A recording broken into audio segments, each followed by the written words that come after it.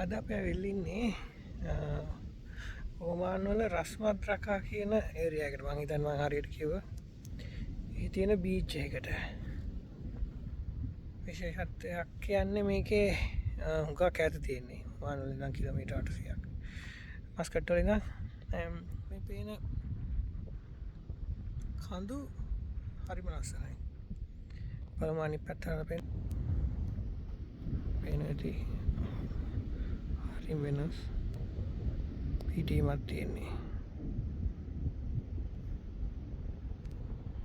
හරිම දුෂ්කර ඒරියා එකක් මේ තියෙන්නේ ටවුන් එක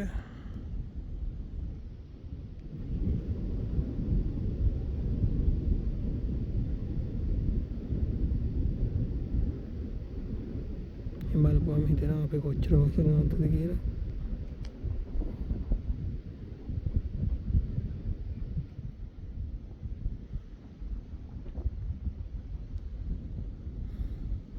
ටිකින් මේ පැත්තේ තියෙන මේ බීච් එක දැන් මීට ඇවිදගෙන යනවා අපි